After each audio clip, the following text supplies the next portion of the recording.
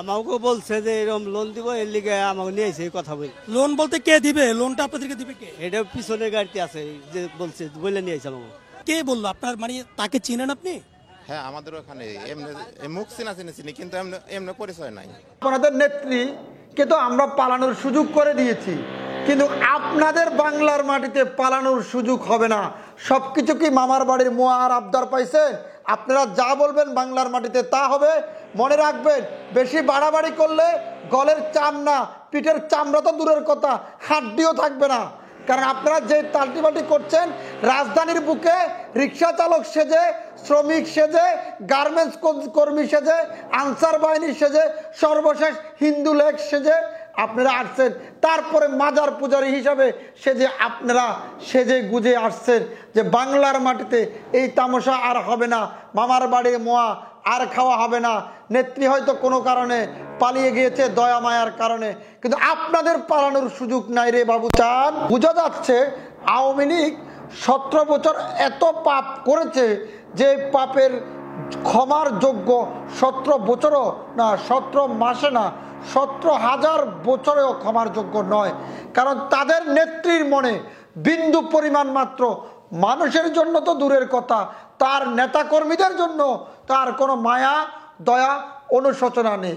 আপনারা যারা নেত্রীর call pass, audio pass, video পাসের কথা শুনে 200, 500 টাকার জন্য আপনারা যারা দেশের বিভিন্ন প্রান্ত থেকে রাজধানীর বুকে মিছিল মিটিং করার জন্য, অহিংস আন্দোলন করার জন্য, শান্তির আন্দোলনের নামে আপনারা কিছু বিশৃঙ্খলা করার জন্য ঢাকায় ঢুকছেন, সেই সকল আওয়ামী লীগের নেতাকর্মীদের প্রতি অনুরোধ রইল, এই আপনারা 200-400 বছরও ক্ষমতা আসার কোনো সুযোগ নেই।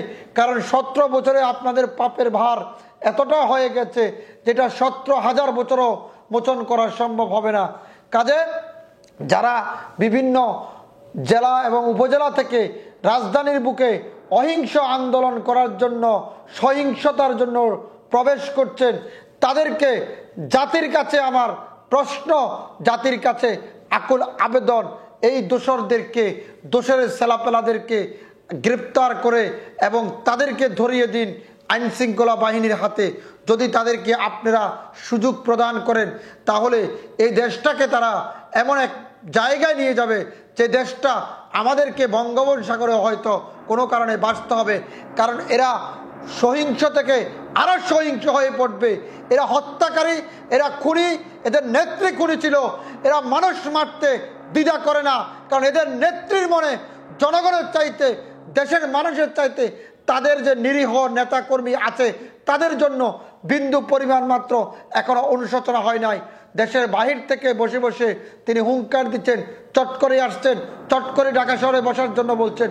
তার মানে এতে বোঝা যাচ্ছে যে সমস্ত নেতাকর্মীরা দেশের বিভিন্ন প্রান্তে পালিয়ে ঘুরিয়ে বেড়াচ্ছে, তাদেরকেও তিনি শান্তিতে ঘুমাতে দিচ্ছেন না, শান্তিতে উনি আছেন।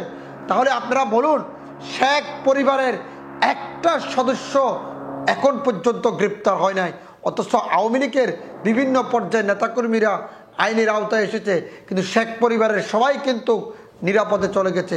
তার মানে শেখ হাসিনা তার নিজের পরিবার ছাড়া, নিজের আত্মীয় স্বজন ছাড়া তিনি কাউকে ভালোবাসেন না।